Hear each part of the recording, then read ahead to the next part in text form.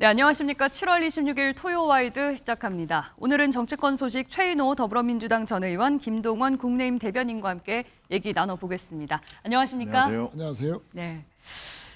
자, 국민의힘 당무감사위원회가 지난 대선에서 있었던 후보 교체 시도를 불법이었다고 보고 권영세 전 비상대책위원장과 이양수 전 대통령 선거관리위원장에 대해서 당원권 정지 3년의 중징계를 청구했습니다. 관련 영상 보시고 대담 시작하겠습니다.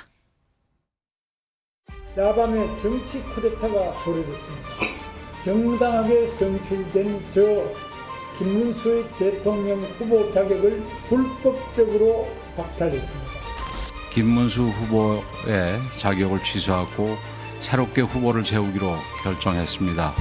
이기기 위해서라면 김덕수, 홍덕수, 안덕수, 나덕수 그 어떤 덕수라도 되겠습니다. 당원 74조위를 근거로 후보 교체를 한 것은 당원 당규에 근거가 없는 불법한 행위였다고 보여집니다. 이 새벽에 이렇게 한 것은 뭐 정상적인 상식을 가진 국민이나 당원이라면 납득하기 어려운 사태가 아니었나. 징계 대상을 본권을 주도적으로 처리한 권영세 비대위원장과 이양수 선관위원장 2명으로 가지고 결정되었습니다. 위원들의 의견을 종합해서 두 분 다 당원권 정지 3년으로 징계 청구를 하기로 했습니다. 네, 그러니까 지난 대선에서 국민의힘에서 있었던 후보 교체 시도 파동이라고 해야 될까요? 네. 김문수 후보로 정해졌는데 한덕수 후보로 교체를 하려고 했던 이 시도 과정이 불법이었다.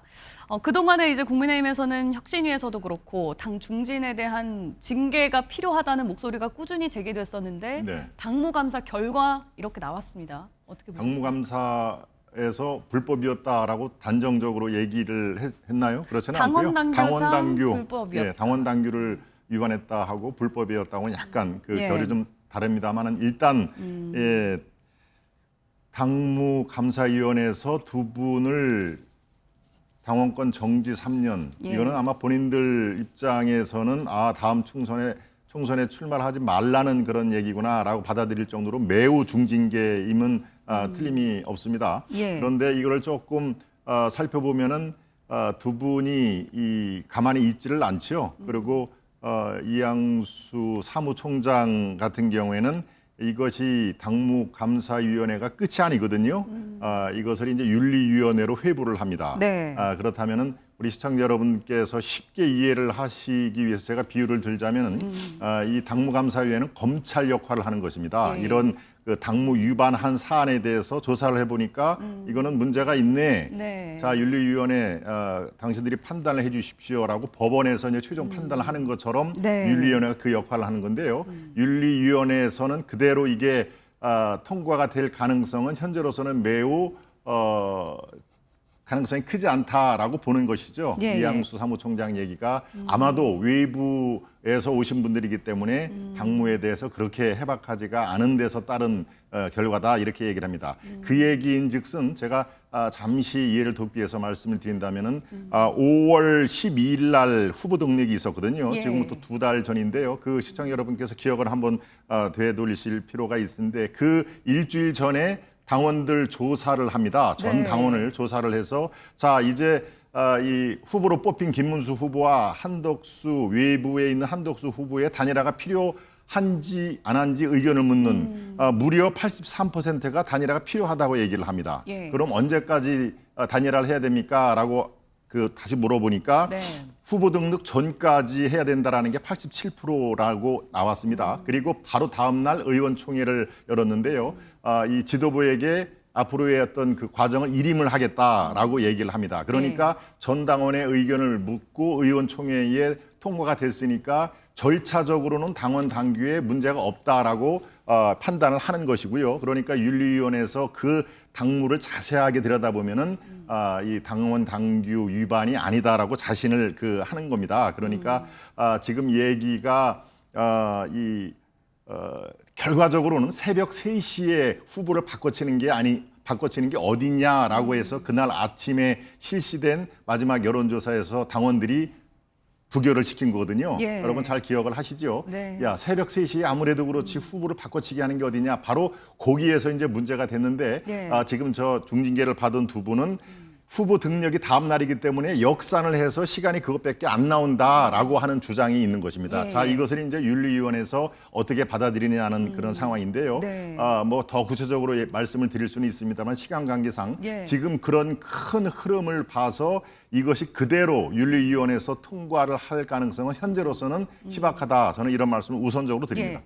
일단 뭐 한 가지 확인을 해드리자면 유일준 당무감사위원장이 불법이라고 얘기를 했습니다. 당원 당규에 근거가 없는 불법한 행위였다고 일단 확인을 해줬고요. 최인호 의원님께서는 지금 당무감사 결과를 봤을 때 감사위원 이제 참석한 6명 모두가 만장일치로 결론을 내렸거든요. 그것도 3년 당원권 정지의 중징계안을. 이거는 어떻게 해석을 하십니까? 우선은 뭐 3년간 당원권 정지라는 건 다음 총선에 못 나간다. 사실상 예. 불출마 압박을 그렇죠. 한 거다. 그렇죠. 불출마에 해당되는 예. 그런 이제 형을 소위 이제 구형을 한 것이죠. 이제 국민의힘 소속으로 못 그렇죠. 나오는 거지 아예 뭐 물론입니다. 국회의원에 물론 이제 출마할 수 뭐, 있으니까요. 개인적으로 무소속으로 출마를 할 수 있겠죠. 예. 전체적으로 상당히 이제 타격을 주는 그런 중징계인데 네.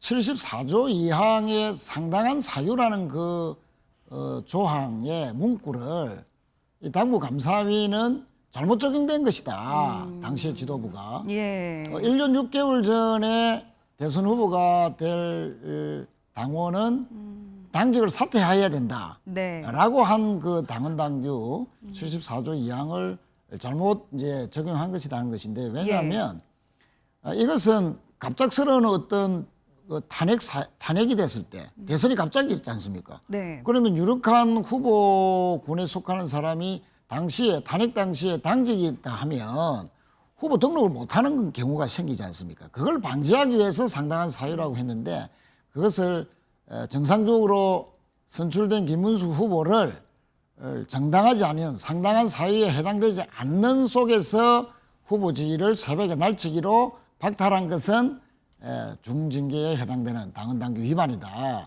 이런 결론을 내렸는데 예. 사실 그 당시에 그 쌍권, 권성동, 권영세 또 이양수 사무총장은 사실은 이 후보 단일화 시점을 김문수 후보가 후보 등록 전에 응할 수도 있고 또 단일화는 후보가 등록한 이후에 대선이 전개되는 상황에서도 얼마든지 단일화가 있을 수도 있지 않습니까? 그런 경우가 많이 있었죠. 예.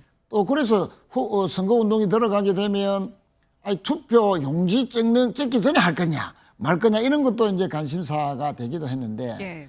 자 그런 단일화 방식이나 시기는 어떻게 보면 정상적으로 선출된 김문수 후보의 의견을 상당히 존중할 필요가 있고요. 네. 특히 그 국힘의 당헌 당규에는 대선 후보가 되면 당무 우선권을 가집니다. 예. 그러니까 그 당무에 대한 지휘권을 가진다는 건데 후보가 당무 지휘권이 있는데도 불구하고 여론조사 하지 마라 했는데 여론조사를 해서 그 명분으로 이제 날치기 후보 개최를 했다. 그러니까 86%가 찬성했다 했지만 실제로 또 총당원 투표를 해보니까 김문수 후보가 또 됐지 않습니까? 아 마지막에. 그렇죠. 예. 그래서 그 여론조사 자체도 그렇게 믿기지 않는다 하는 네. 그런 판단이 이제 작용된 것 같고 결과적으로 정상적으로 선출된 김문수 후보를 일종의 정당 쿠데타적인 새벽 날치기 시도로 강제 교체한 것은 정당 민주주의에 아주 방한하는 행위고 실제 윤석열 전 대통령 등 계엄 세력 또는 내란 세력과 함께 정권을 일방적으로 비민주적으로 연장하려 했다 예, 예. 하는 그런 판단이 작용해서 중징계를 이렇게 일종의 구형을 한 것이다 이렇게 예. 저는 보고 있습니다. 예, 알겠습니다. 말씀을 하신 것처럼 당원권을 3년 정지를 내렸다는 거는 당원권 내릴 수 있는 최대치를 이제 적용을 할 만큼 네. 이제 중징계였다고 할 수 있을 텐데요. 한 가지 드는 의문점은 이른바 쌍권이라고 부르는 권성동 의원은 이번 징계 대상에서 제외가 됐습니다. 그 이유를 뭐라고 얘기했는지 한번 듣고 오실까요? 정치적으로 왜 그렇게 욕을 먹으시는지 모르겠는데 권성동 의원이 다른 비대위원과 달리 특별히 뭐 선관위원장이나 비대위원장만큼 책임을 질 만한 행위를 한 점은 없다. 그런 식으로 논의가 됐습니다. 김문수 후보가 경선에서 단일화 마케팅을 했었는데 그 선출 후에 다른 태도를 보여가지고 다수의 의원들이나 비대위 등 당 지도부가 극도의 배신감을 느낀 것은 사실입니다. 그 단일화 약속을 이행하지 않은 거에 대한 당원 당규상 처벌 규정이 없어서 할 수 없이 그거는 넘어가기로 했습니다. 예, 권성동 의원이 책임을 질 만한 행위를 한 일은 없다. 이런 이유로 이번 징계 대상은 빠졌거든요. 그렇습니다. 본인은 나도 처벌 대상에 넣어달라라고 오히려 발끈하고 있는 그렇습니다. 상황입니다. 예, 이게 당무감사위원회가 하여튼 당원 당규 적용하는 것도 문제가 있다라는 항의 표현에서 그렇다면 그 당시에 주도적인 역할을 한 나도 징계 대상에 넣지 왜 나는 빼느냐라고 자신감을 보였습니다만은 바로 그렇습니다. 이 당무에 대한 대표권은 이 당 대표에 있는 것이죠. 네. 당 대표가 없는 경우에 비상시에 우리가 비대위원장을 뽑아서 당 대표를 하는 것입니다. 원내 대표가 당 대표 역할은 이 다르게 지금 돼 있습니다. 당무에 대해서는 비대위원장이 돼 있고 물론 뭐 전체적으로 저 지금 비대위원회 회의도 나옵니다만 항상 두 분이 투톱 체제를 유지하는 건데 바로 네. 이거에 대해서는 당무에 해당되는 거기 때문에 당무의 실무 책임자는 사무총장입니다. 그 당시에 예. 이양수 사무총장이 실무를 총괄하는 책임자였고 그 위에 최종적으로 재가를 하는 것은 비대위원장이었다. 그래서 네. 권성동 원내대표는 협의의 과정은 참여를 했지만 위계 질서상의 비대위원장하고는 다르다라고 해서 이 책임이 크지 않다고 보는 겁니다. 이제 네. 당무의 어떤 수직 구조로 볼 때 그런 건데요. 지금 상황에서는 이번 그 당무 이 새벽 3시에 어떤 조금 전에 날치기 통과라고 했지만 그 당시에 결제 라인은 있지 않았다. 이제 이렇게 판단을 한 것입니다. 네. 그런데 당시에 권성동 그 권영세 이른바 쌍권이라고 불릴 정도로 투톱 체제인 것만은 분명합니다만은 예. 이 결제 라인에서는 사무총장 바로 위에 비대위원장이다. 이것을 감안한 것으로 그렇게 보입니다. 예. 유일준 당무감사위원장이 사실은 한동훈 전 대표가 임명을 했던 사람이기도 하고 이번에 어떻게 보면 이 정도 결정을 내린 게 어느 정도 수위 조절을 좀 했을 가능성도 있을까요? 뭐 수위 조절도 뭐 어느 정도 있었겠죠. 그런데 이제 권성동 비대위원장도 일시적으로 겸해있기도 했죠. 원내대표를 이제 빠뜨렸다 하는 것은 아무래도 좀 의아스럽죠. 단식까지 했지 않습니까? 후보 네. 단일화 하라고. 예. 여론조사를 맹문으로 해서 단식까지 하면서 압박을 했는데 좀 빠졌다는 거 의아스럽고 이렇게 이제 조사에 한계가 있었다. 아무리 당무감사위가 열심히 하려 해도 예. 주로 이제 소위 피의자로 불리는 그분들을 모셔서 면담 조사하거나 또는 회의록이나 이런 걸 가지고 판단해야 되는데 네. 회의록은 아무래도 지금도 친윤 기득권 그 지도부가 건재한 상황에서 예. 당직자들이 이분들에게 징계를 주기 위한 회의록을 불리한 것을 내놓을 수 있겠습니까? 뭐 그런 한계들이 작용했다라고 생각하고 그런 부분에서 권성동 의원이 운 좋게 좀 빠져나간 것이다 이렇게 봐지는데 예. 어쨌든 뭐 윤리가 최종 판단을 하겠지만 네. 일단 윤리위원장이 권영세 의원과 뭐 대학 동기다, 예. 과 동기다는 말도 있고 네네.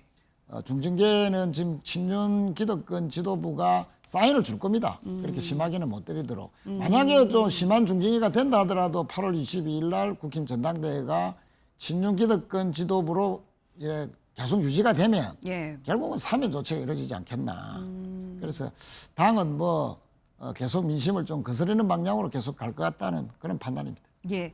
아까 비유해 주신 것처럼 검찰이 3년을 구형했는데 그렇습니다. 재판부는 3년을 다 안 때릴 수도 있다. 통상적으로는 윤리에서 다 결정은 좀 그렇습니다. 달라질 수도 있다고 보십니까? 네, 이전에 사례를 봐도 당무감사위원회에서 이건 당원당규 위반이다라고 아주 강하게 밀고 나가도 윤리위원회에서 이른바 정무적인 판단을 하고 법원 역할을 하면서 상당 부분 감경을 하는 것이 일반적인 그런 사례가 왕왕 있었습니다. 예. 더더군다나 저렇게 중진 의원들 권영세 의원 이양수 총장이 상당히 중진 의원인데 다음 3년 뒤에 총선에 불출마하는 그런 그 형량을 그대로 윤리위원회가 받아서 통과시키기는 현실적으로 또 당내 역학구조상 그것이 가능성은 그렇게 높지 않다. 이런 예. 말씀을 거듭 드립니다. 예, 알겠습니다.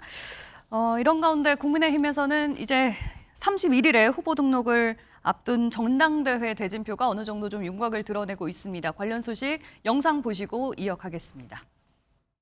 주변에다 내가 국민의힘 당원이라고 말하기가 쪽팔린 정당이다라는 거예요. 죄송합니다. 그리고 공감합니다. 제 책임이 큽니다. 제가 더 잘할 겁니다. 기회를 주십시오. 우리 국민의힘 그리고 우리 대한민국에 기회를 준다는 생각으로 여러분이 나서 주십시오.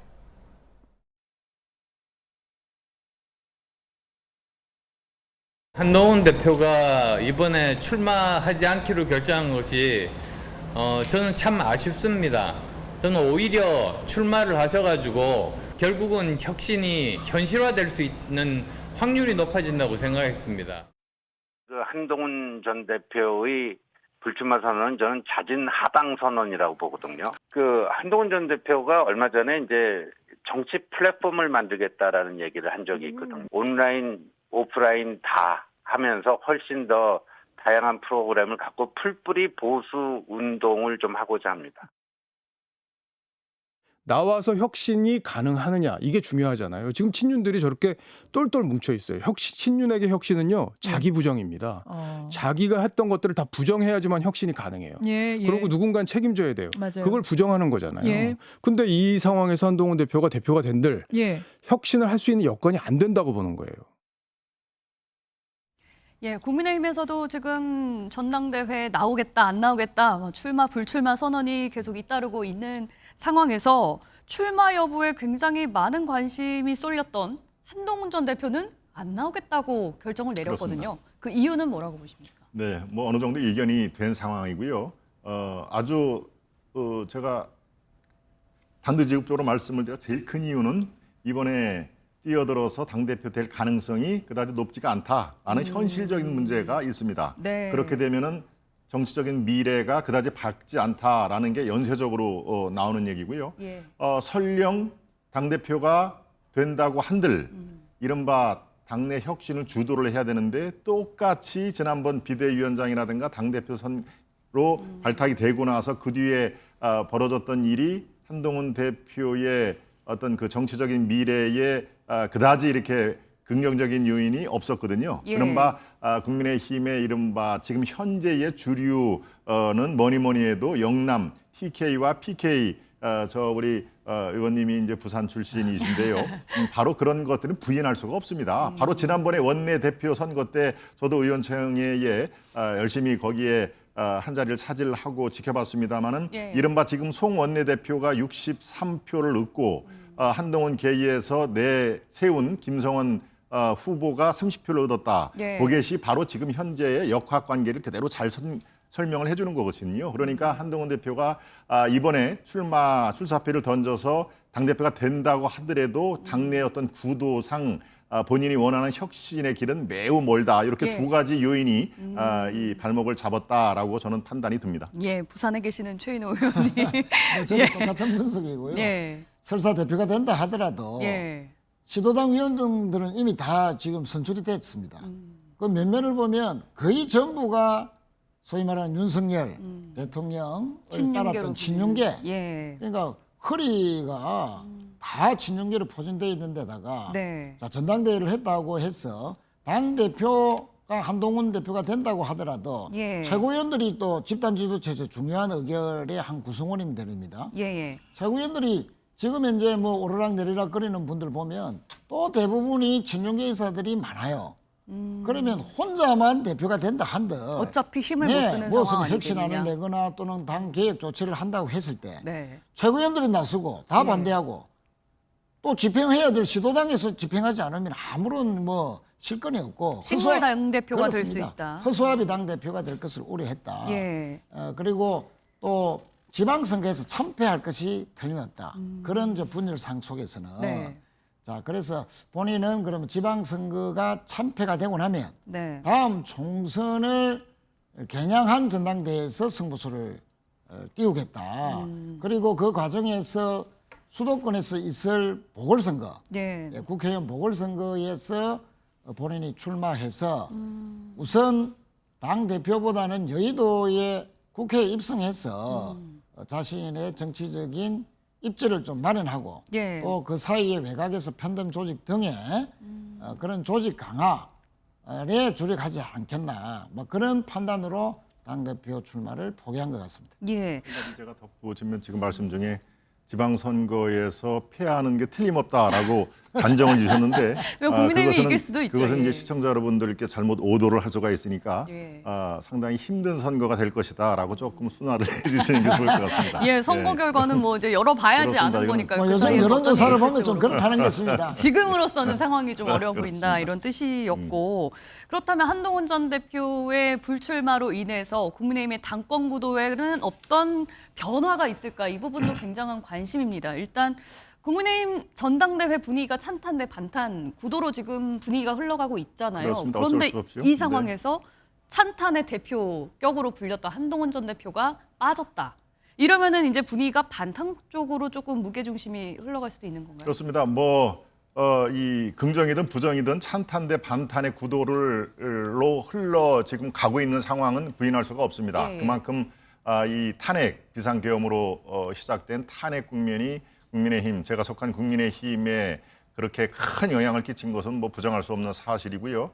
이 대선에서 6.3 대선에서 이미 우리가 41% 득표로 패배를 한 이후에 새로운 대표를 뽑는 이 전당대회에서도 탄핵의 어두운 그림자가 지금 짙게 끌려 있습니다. 예. 당시 선거 과정에서 탄핵에 상대적으로 반대를 하느냐, 탄핵에 찬성하느냐가 지금 구도가 그대로 갔는데요. 네네. 바로 이 한 축을 담당하고 있는 한동훈 전 대표가 이번에 아까 말씀드린 대로 그런 이유로 이번에는 내가 안 나가겠다라고 손을 드는 바람에 지금 현재로서는 사실상 이 탄핵에 반대를 했던 반탄 김문수 이 후보라든가 또 장동혁 후보 등을 중심으로 한 예. 이 반탄 세력들이 더 탄력을 받는 것만은 부인할 수 없는 사실입니다만은 아직 뭐 시간이 좀 남아 있었죠. 예. 지금 본인이 한동훈 전 대표가 나는 출마를 안 하지만 그래도 개혁에 맞는 후보를 적극적으로 지원을 하겠다라는 뉘앙스를 펼쳤죠. 그것이 조경태 후보든 안철수 후보든 이제 그렇게 되면은 한동훈 후보를 지지하는 분들이 어떤 식으로든지 지지 대열에 합류를 할 것입니다. 그런데 이제 전체적으로 흐름을 봐서는 이 한동훈 대표의 반대쪽에 있는 후보들의 어떤 그 약진 그리고 예. 표의 결집 이런 것들이 상대적으로 더 도드라질 수밖에 없다. 일단 이렇게 분석이 됩니다. 예.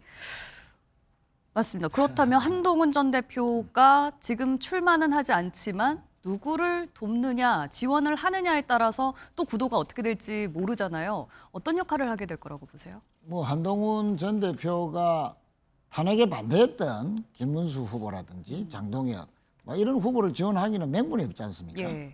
그렇게는 못할 것 같고 그러면 안철수나 조경태 탄핵에 찬성했던 후보들에 대해서는 그럼 찬성할 것이냐 또는 이제 공개적으로 지지 운동을 할 것이냐 예. 현재로서는 뭐 별로 개입하지 않겠다라는 그런 멘트가 나왔습니다. 그런데 그러나 지금 지난주에는 안철수 의원과 한동훈 전 대표가 만났었잖아요. 그 만났던 이유는 뭐 서로 협력을 도모하기보다는 예. 한동훈 전 대표 입장에서는 안철수 후보의 어떤 출마 의지가 진짜 확고하냐, 단일화 의사가 있느냐 이런 것을 타져낸 것으로 보이는데 결국은 안철수 후보가 워낙 그 뭐 출마에 대한 의지가 확고하기 때문에 이 단일화는 힘들다. 그렇다면은 성산이 없다. 네. 라고 이제 판단한 그런 이제 의미인데 어쨌든 이제 뒤에서는 아무래도 안철수, 조경태 탄핵에 찬성했던 후보들이 좀 더 이제 좀 득표율을 높아야 다음에 자신이 등판할 때 그것이 기반이 돼서 자기가 플러스 알파를 만들면 뭐 다음 당 대표가 될 수 있다 이렇게 보기 때문에 예. 뒤에서는 지원을 상당히 할 것 같습니다.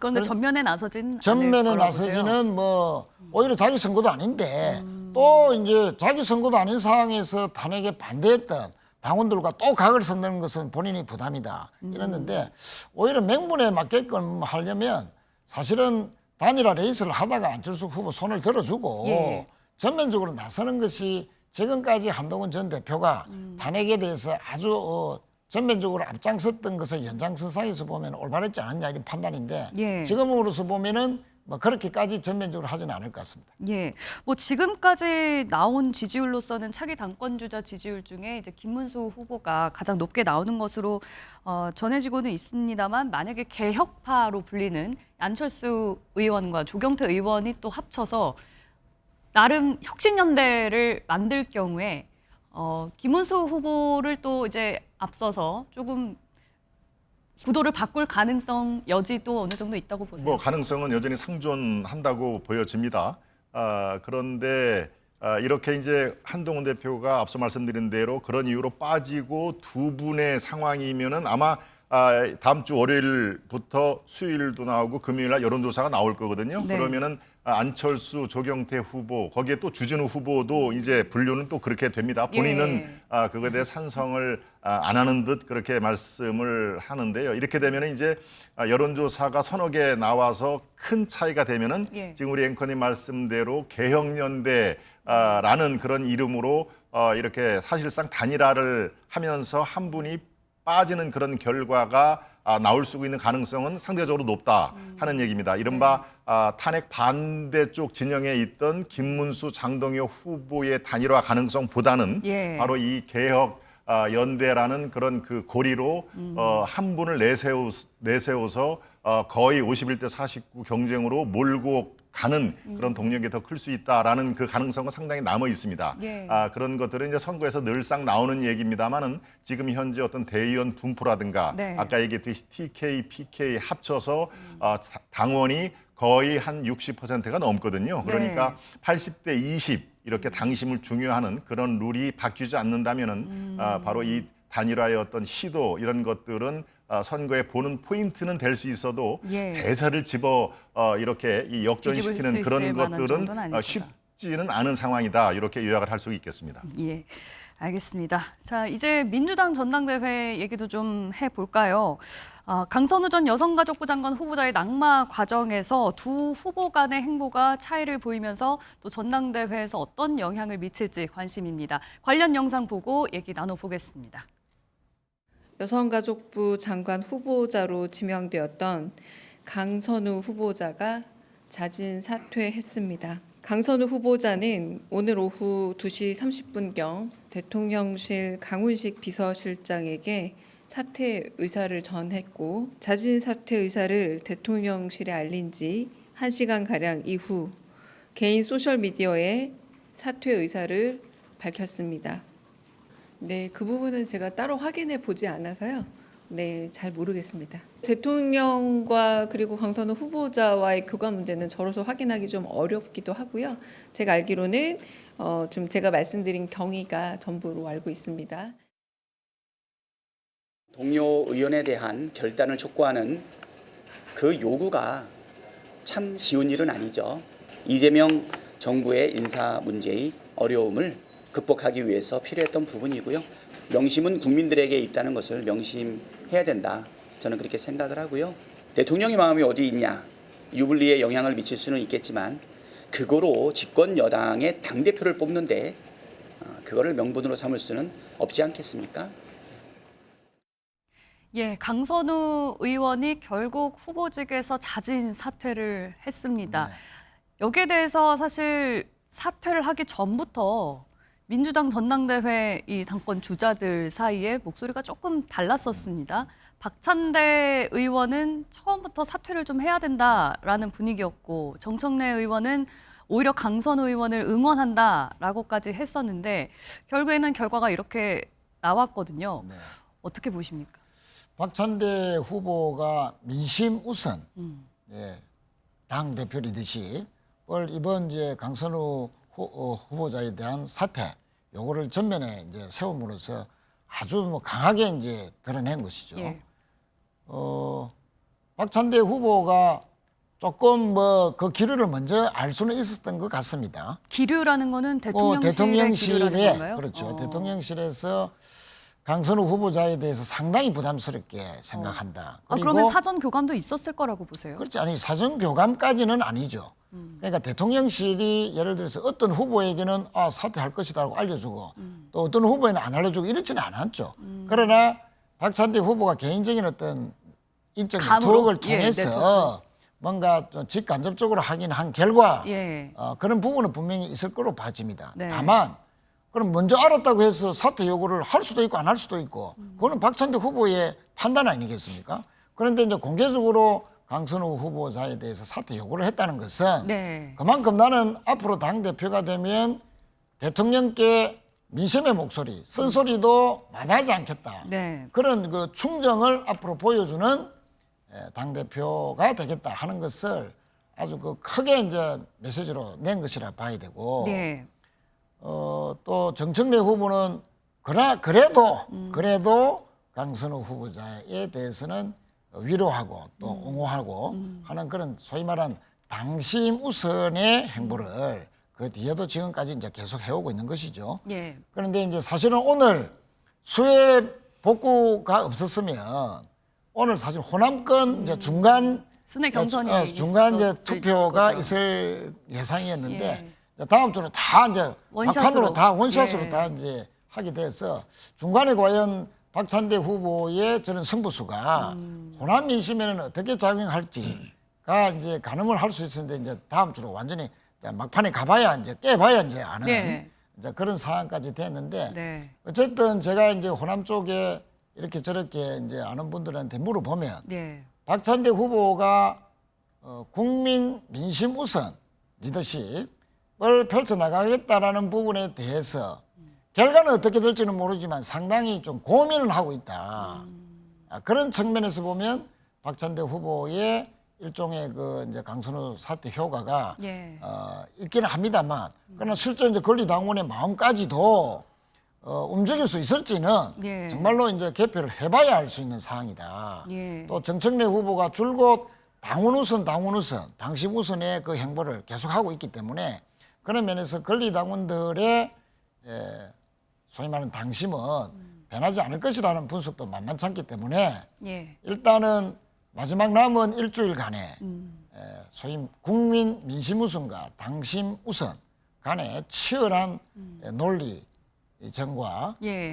메시지전이 펼쳐질 것으로 봐집니다. 예, 민심과 당심 얘기를 하셨는데 명심이 궁금하잖아요. 지금 민주당 당원들 사이에서는 어떻게 보면 박찬대 의원이 명심을 읽은 거다라고도 볼 수 있는 건가요? 뭐 효과를 실제로 그런 효과를 노리지 않았다고 하기에는 좀 부인할 수 없는 거 아닙니까? 그래서 그 부분에 대한 예. 판단은 우리 권리당원이나 국민들 몫이다 네. 이렇게 생각합니다. 뭐 상대 당이기는 합니다만 그렇습니다. 지금 민주당 저희가 분위기 어떻게 다른 보세요? 상대방이기 때문에 더 편하게 얘기를 네네네. 말씀을 드리겠습니다. 저는 이번 사건으로 명심 이재명 대통령의 마음은 박찬대 후보에게 가 있구나라고 저는 추론을 하고 있습니다.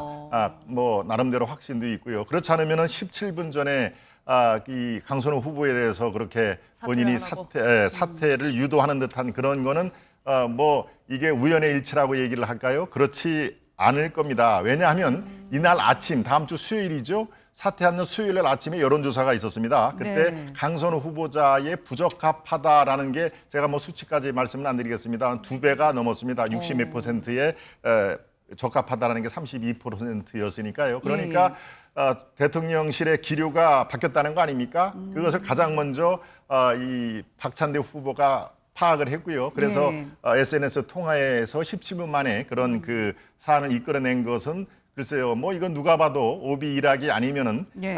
이 박찬대 후보가 조금 더 좀 이렇게 파이팅을 좀 했으면 좋겠다라고 하는 보이지 않는 손이 작용을 한다. 우리가 어딘 그 기시감이 있지 않습니까? 바로 지난번에 민주당의 이 최고위원 뽑을 때 이 지금 총리가 된 김민석 후보가 4등, 5등으로 있을 때 왜 이렇게 김 후보는 이렇게 이 지지율이 안 나와요라고 할 때 바로 그 장면이 4등에서 1등으로 쭉 올라간 거 아닙니까? 그러니까 그런 것들을 연결을 시키면은 굳이 이재명 후보가 박찬대 후보가 됐으면 좋겠다 이런 얘기는 당연히 안 하겠죠. 예. 이것을 퍼즐로 맞춰보면은 그래도 시중에서는 정청래 뒤에 김어중이 있고 박찬대 뒤에 이재명이 있다라는 그런 그 우스갯소리가 있는 것처럼 아마 이 말 들으면 이제 농담이지만 편치는 않을 것입니다. 그래서 그래도 뭔가 좀 더 상대적으로 부드러운 박찬대가 됐으면 좋겠다라는 것이 대통령실의 어떤 기류고 그것이 바로 이번에 강선우 스캔들로 이 표출이 된 거 아닌가 저는 그렇게 편하게 말씀을 드리겠습니다.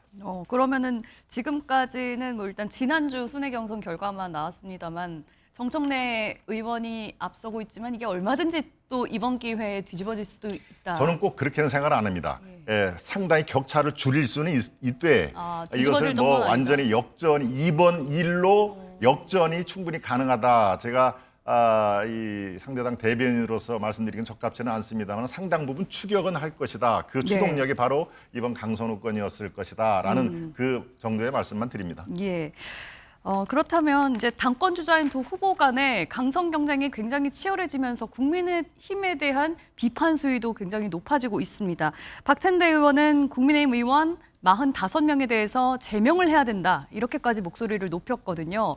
대통령 체포를 막은 것에 대한 책임이 있다라는 건데 국민의힘에서는 이 부분에 대해서 이진숙 후보, 강선우 후보 물러난 거에 대한 반발심 때문 아니냐 이렇게 또 비판을 하고 있어요.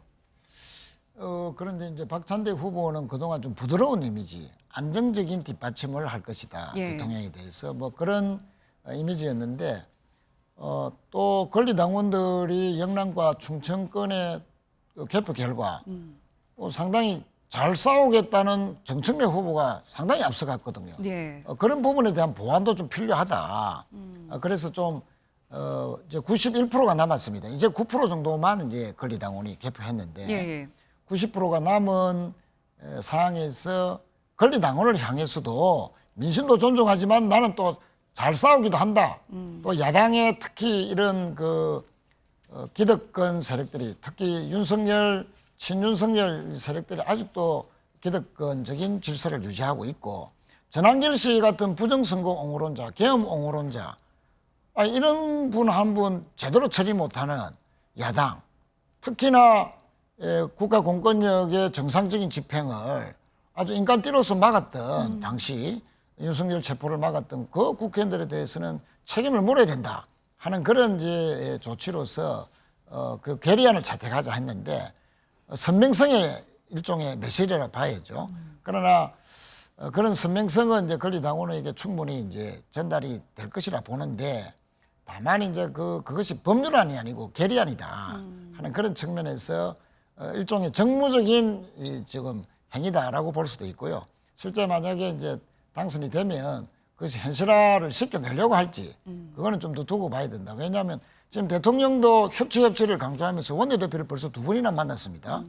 그러면 여당의 원내대표는 대통령의 뜻에 따라서 협조도 해야 되고 또 어떤 내려한 잔동 세력에 아직도 시달리고 있고 그 세력이 주도하고 있는 또 야당에 대해서 심판도 해야 되는 이 두 가지를 어떻게 잘 조화시킬 것인가를 놓고 상당한 정치력을 발휘해야 되는데 하여튼 뭐 그런 과제들은 안고 있다. 정청래 후보도 마찬가지로 그런 과제들은 안고 있는데 어쨌든 박찬대 후보는 권리당원을 향한 선명한 메시지 전략에 또 구수한 측면이 있다.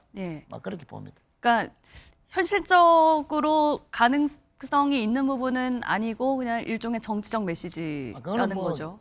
대표가 되고 난 뒤에 그래서 정치력의 문제인데 실제 현실화 시킬지는 좀 더 두고 볼 일이다 이렇게 생각합니다. 아니 뭐 실제로 제명하는 것도 쉽지는 않잖아요, 현실적으로. 그렇죠.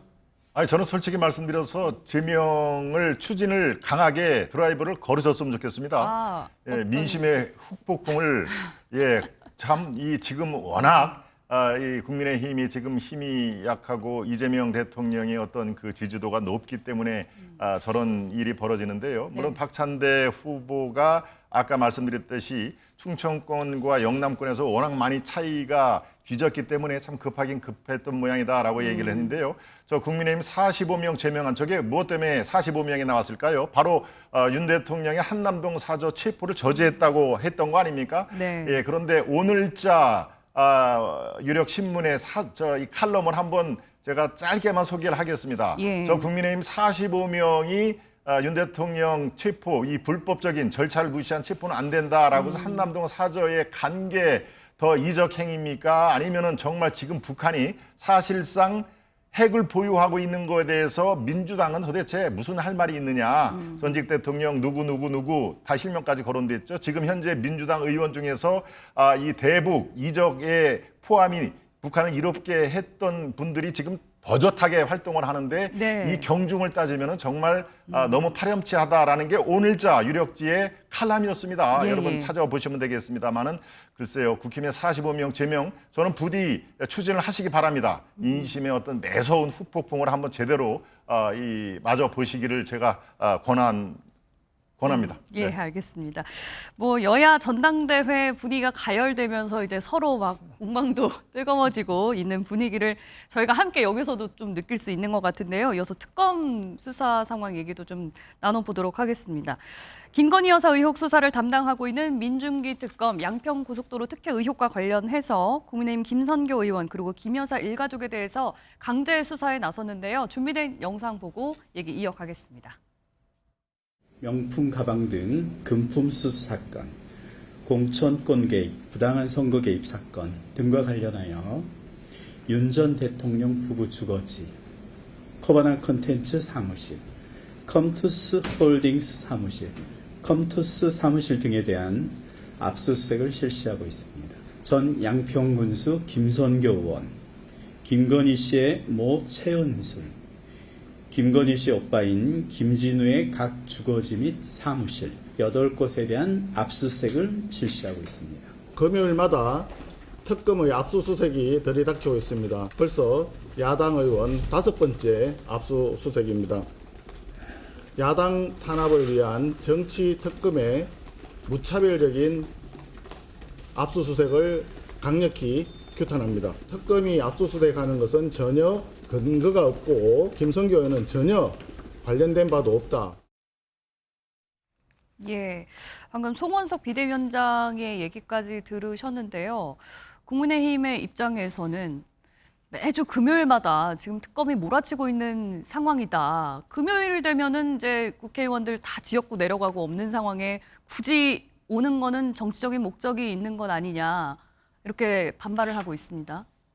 글쎄요, 뭐 꼭 특정 요일을 상대로 해서 특검이 압수수색을 한다. 뭐 그렇게만 볼 수 있겠습니까만 아무래도 또 특검의 입장에서는 국회라는 또 입법부에 현장에 가서 국회의원실에서 압수수색을 한다는 것이 아무래도 부담스러운 측면들은 있겠죠. 또 하다 보면 또 물리적으로 혹시나 의원들 간에 또 의원들과 이 특검 간에 어떤 충돌이 있으면 또 네. 국민들도 우려한 바가 있을 것이고요. 예. 뭐 그런 점들도 뭐 일부 감안했지 않겠나 이래 봐집니다만 그렇다고 해서 특정 요일을 그 명분으로 해서 특검의 수사가 과잉이 됐다라고 하는 것은 좀 지나친 정치 공세가 아닌가 이렇게 생각하고 실제 김건희 특검은 16개의 수사 꼭지를 가지고 하고 있습니다. 특히 그 김선교 의원 같은 경우도 공흥지구 특혜 부분은 뭐 이미 여러 차례 조사를 받았을 뿐만 아니고 네. 실제 양평고속도로 그 노선 변경, 특혜 노선 변경 그 건도 김선교 의원이 지금 연루되어 있거든요. 양평 군수 시절에 그렇습니다. 있었던 양평 일이라고. 군수 시절도 그렇고 또 국회의원 시절에 국토위를 하면서 질의서를 많이 였습니다. 국토부에게. 압력성 질의죠. 그러니까 민원이라는 명분으로 양평고속도로가 갑자기 노선이 김건희 여사 일가 땅이 집중된 곳으로 노선이 바뀌었는데 그 압력을 넣었다는 혐의도 지금 있거든요. 예. 막 그런 것들까지 포함해서 압수수색이 들어간 것으로 보이는데 어쨌든 국민의힘이 자꾸 이런 그 김건희 여사의 범죄 행위 네. 그리고 드러나는 범죄 그 행위에 대한 특검의 그 수사에 협조하지는 못할 망정 자꾸 김건희 여사를 정치적으로 변호하고 옹호하는 듯한 뭐 이런 그 과잉 보호는 결코 민심에 좋지 않다. 네. 결국 윤석열 전 대통령의 계엄도 또는 계엄에 동조했던 전한길 씨도 입당을 했는데 어떻게 아직도 그 조치를 취하지 못하고 있고 또 당 지도부가 전한길 씨에 대해서 또 옹호하는 듯한 어떨 때는 감사하다 했다가 지금 와서 내치지 못한다. 네. 이런 발언까지 하면서 또 김건희 전 여사에 대한 이런 그 특검의 수사에도 일종의 정치적으로 방해하는 듯한 이런 행위는 오히려 더 민심에 거스르는 행위이기 때문에 좀 자제해야 된다. 저는 예. 그렇게 생각합니다. 네. 어떻게 보셨습니까? 특검의 정치적인 수사가 아니라 필요하기 때문에 이루어진 강제 수사였을 뿐이라는 입장에 대해서. 예, 실제로 정말 정치적인 그 압수수색이었다라고 하면은 수사관들이 압수수색을 하러 들어올 때 아주 강력히 이 저항을 했겠죠. 예, 다 보좌관들까지 다 동원해서. 그런데 그런 적이 있습니까? 지금 저 화면에도 나오지 않습니까? 수사관들이 다 들어가서 예. 절차적으로 다 압수수색할 거 다 들고 나왔지 않습니까? 또 때로는 사진도 찍고. 그러니까 이게 지금 말씀하신 것처럼 아직도 국민의힘이 정신을 못 차리고 김건희 여사를 옹호하는 듯한 이 압수수색이라든가 수사를 방해하는 듯한 그런 거 아니냐라고 말씀해 주셨는데 지금 왜냐하면 송원석 비대위원장이 네.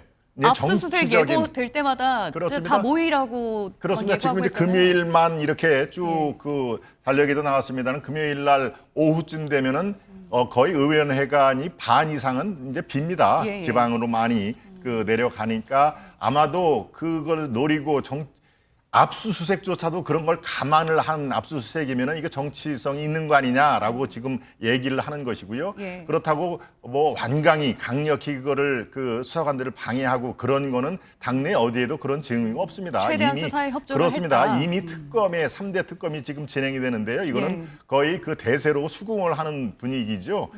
때로는 절차적으로 너무 지나치지 않느냐라고 할 때는 원내대표 또는 뭐 대변인 성명으로 충분히 나올 수가 있는 것이고요. 지금 네. 현재 윤 전 대통령이라든가 김건희 여사의 어떤 그 이른바 쉴드를 친다고 그러죠. 이런 것들이 지금 당내에서 어디에도 그런 징후는 나타나지는 않습니다. 그러니까 그거에 대해서는 뭐 안심을 하셔도 좋겠습니다. 네. 네. 그렇다면 김 여사에 대한 이제 김건희 특검에서도 김 여사에 대해서 첫 강제 수사에 들어갔잖아요. 네. 자택에 대해서 이제 압수수색을 했는데 사실 이 자택에 대해서 최상병 특검이 이미 한번 이렇게 털어갔었잖아요. 그렇죠. 그런데 네. 이번에 이제 또 가서 뭔가 가지고 올 게 있었을까요? 이번에는 이제 코바나 컨텐츠 김건희 여사의 어떤 그 이 업체인데 그것이 이제 많은 또 인구의 회자가 됐는데 그거에 대한 압수수색이 이제 주목을 끌었습니다. 그러니까 특검이 어떤 사안을 진행할 때 이것은 사무실이다, 이것은 자택이다, 아니다 이번에는 컨텐츠 카바나의 이 사무실에서 어떤 자료가 있을 것 같다라고 하는 그때 사안별로 압수수색 대상이 달라지기 마련입니다. 그러니까 지금 두 번에 걸쳐가지고 하는 거 이게 탈탈 털기 아니냐라는 그 일각의 주장도 있습니다만은 저는 이 정도 되면은 김건희 여사 측도 그렇고 이 전 대통령 측에서도 그렇고 이제 당당하게 임할 필요가 있습니다. 그것이 국민에 대한 도리고요. 이거 네. 지금 피한다고 해서 피해질 그 태풍이 아니거든요. 그러니까 이미 지금 사안이 깊숙이 진행이 됐고 그리고 네. 또 이 김건희 여사 스스로가 입을 닫는다 하더라도 관련자들이 이미 이제 이른바 죄수의 딜레마라는 거 있지 않습니까? 네. 이거 내가 얘기를 안 해도 저 사람이 먼저 얘기를 할 수밖에 없는 구도다 하면은 이게 줄줄줄 나오게 돼 있습니다. 지금 상황은 저는 거기까지 갔다고 봤기 때문에 예. 지금 현재로서는 이제 회피를 할래야 할 수가 없는 상황이다. 당당하게 수사와 압수수색에 임하는 것이 국민에 대한 도리다. 저는 그렇게 판단하고 있습니다. 예, 뭐 목걸이는 모조품이었다고 주장을 하고 있고 신발 사이즈는 알려진 것보다 더 큰 걸로 일단 확인이 되고 있습니다. 뭐 목걸이는 모조품일 가능성도 있지만 그거는 뭐 진위 여부가 곧 밝혀질 것으로 봐지고요. 특히 이제 신발 같은 경우에는 백 2개를 이제 선물 받았는데 1,000만 원짜리라고 하지 않습니까? 그것을 다시 이제 일반 가방과 신발 이렇게 이제 3개로 나누어서 교환을 바꿨다, 했다고. 교환했다 예. 했는데 신발은 사실은 뭐 양말을 조금 두껍게 신으면 예. 250 신발 발도 260짜리 신고 있죠. 신을 수 있죠. 저도 뭐 그렇게 합니다. 좀 차이가 좀 그래도 있지는 않아요. 그래도 뭐 그 정도는 할수 신을 수 있겠죠. 있다. 예. 뭐 10mm 정도는 얼마든지 차이가 나니까 할 수 있으니까. 그래서 신발은 뭐 사실인 것 같고 다만 이제 명품백이든 신발이든 간에 저렇게 교환한 것은 맞다. 영수증까지 나오니까요. 그러면 실제 이제 심부름을 했던 신발과 가방을 교환했던 그 행정관들이 김건희 전 여사에게 직접 전달이 되었느냐 말았느냐. 예. 전달이 되었다는 것을 확인하면 바로 구속이 되겠죠. 그것을 이제 구속을 하기 위한 마지막 이제 단계로 보이는데 예. 두 행정관 김건희 여사 전 여사를 모셨던 이제 그 두 행정관에 대해서 직접 분리 조사를 했지 않습니까? 예. 아마 의미 있는 진술을 받아냈는지는 모르지만 실제 이제 뭐 윤석열 대통령 측근들도 경호처 간부들도 다 이제 돌아서서 나홀로 각자 대소장으로 가듯이 이렇게 이제 김건희 전 여사 쪽에 비서들도 각자 도생한다는 마음이 이제 생기고 팩트에 기초해서 사실대로 말한다면은 아마 그 신발이 그대로 전달됐다. 예. 신발 신고 다니는 거 봤다. 네. 라고 이제 진술할 가능성도 상당히 있어 보인다. 이렇게 예. 생각합니다. 그 부분은 이제 좀 더 수사를 통해서 들여다봐야 될 것 같고요. 윤석열 전 대통령 같은 경우에는 이제 법원이 12.3 비상계엄을 선포했던 것이 국민들에게 정신적인 피해를 입힌 거다라면서 위자료 10만 원씩 줘야 한다라는 또 판결을 내렸습니다. 그렇습니다. 윤석열 전 대통령이 이 위자료 다 물어내야 되는 건가요, 그러면? 그렇죠. 판결이 냈으면은 어떤 식으로든지 뭐 지금 80억이 있다는 거 아니겠습니까? 예. 그런데 이제 윤 전 네. 대통령에게는 한 7억 원 좀 안 되게. 그렇습니다. 예, 다 예금으로 이제 돼 있는데요. 저는 이제 상징적인 그런 그 의미가 큽니다. 국민들께 음으로 양으로 피해를 입혔다.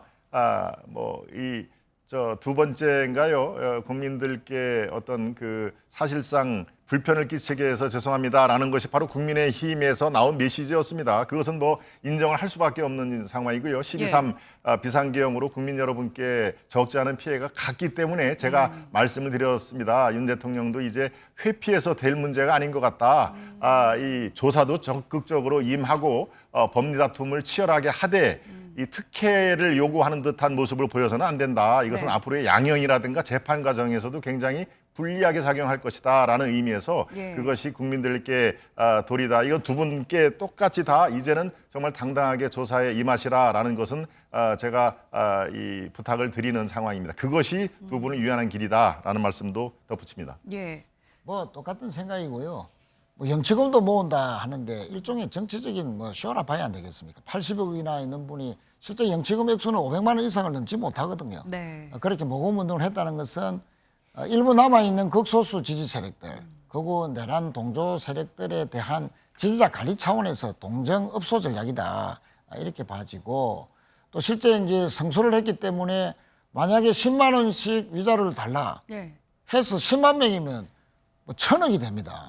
만 명만 해도 이제 거의 100억이 되는 돈이기 때문에 만약에 숫자가 더 불어나서 다시 이제 재판을 걸어서 만약에 대법원에서까지 다 위자료 주라라고 하면은 저기 있는 뭐 80억 재산 이제 다 내놔야죠. 소송 거는 사람마다 다 이제 줘야 되는 그렇습니다. 상황인 왜 거죠? 국민들이 이렇게까지 위자료 소송을 하느냐 하면은 태도 지금까지도 한 번도 잘못을 인정하지 아니하고 지속적으로 부정선거 주장하고 또 검찰 특검 수사 다 거부하고 지금 내란 재판에도 불출석하는 등의 일말의 반성의 그 기미가 보이지 않는다. 이런 측면에서 많은 국민들이 지금 화가 났고 그 화에 대한 응징의 조치로서 이런 위자료 소송을 한 것 아니겠습니까? 그래서 본인의 양행을 위해서는 앞으로 이것이 만약에 손해배상 청구 소송에서 정말로 대법원에서까지 다 이제 원고 손을 들어줘 버리면은 자기 재산 다 몰수당하는 거죠. 다 내놔야 되는 거 아닙니까? 자, 그런 것까지도 감안해서 이제부터라도 제발 좀 국민의 심기를 좀 건드리는 이런 거는 좀 자제하고 정말 속죄의 마음으로 그렇게 재판을 받아주길 바란다. 수사 받아주길 바란다 하는 그런 지적을 드립니다. 예, 알겠습니다. 자, 오늘 두 분 말씀은 여기까지 듣겠습니다. 고맙습니다. 고맙습니다.